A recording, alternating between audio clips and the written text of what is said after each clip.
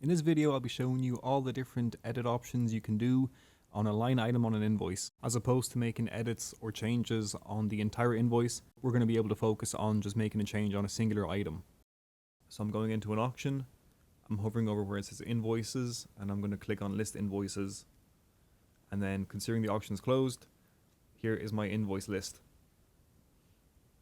And then to open up the invoice, you go to the right hand side under actions and then click on edit.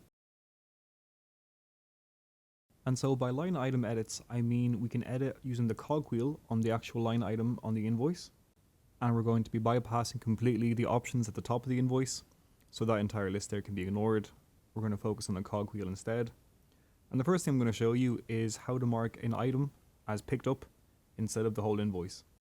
So, first off, let me go into an invoice that doesn't have an item already marked as picked up. Give me one moment while I find the perfect invoice to show you this on. This one should do grand. So as I said, on the item, hover the mouse over the cogwheel, and then at the top of the list, click on picked up. And then once the page refreshes, you'll be able to see that that item will have the green sticker to mark that is picked up instead of it being on the entire invoice. Like so, as you can see there at the end. You can also remove that by clicking on not picked up to remove it. The next thing I'm going to show you is how to refund an item instead of an invoice. So again, using the cogwheel, it's the second on the list. Simply click on refund on the item you wish to refund, and then you'll have the line item edit information open up. So you can choose to change the lot number, the description, but more importantly, we'll focus on the amount.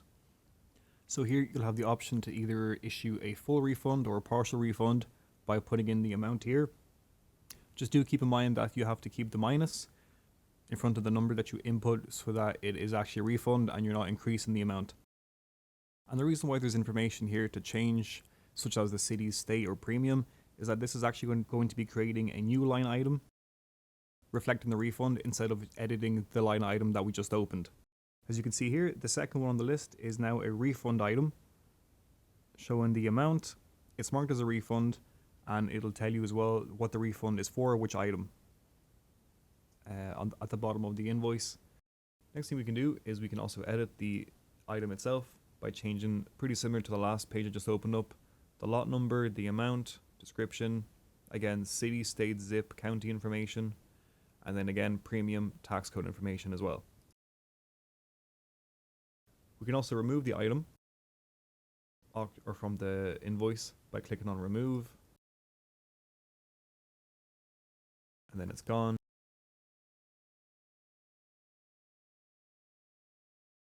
That can also be recovered by going over to the top right hand side of the page, clicking on recover line items, like so. And then last but not least, you can edit the note or add a note. So this is not on the auction like it is on the adjust invoice details. This is a note that is specific to this item only. So for example, let's type in something to do with the pickup maybe. The customer was unable to pick up this item at the same time as the rest, and we'll pick it up some other time. Something like that. It can be obviously whatever you want, but once you're finished, you just click on update, and then the note is there successfully. And so where you see the note is not on the invoice itself. You can't see it here. You have to hover the mouse over where it says PN, and that's a private note. And then by hovering over, you'll see the internal note and what I just wrote down there. And that about does it for all the features you can use to edit a line item on an invoice. Yeah, thanks very much for watching. I hope you found this useful. Thank you.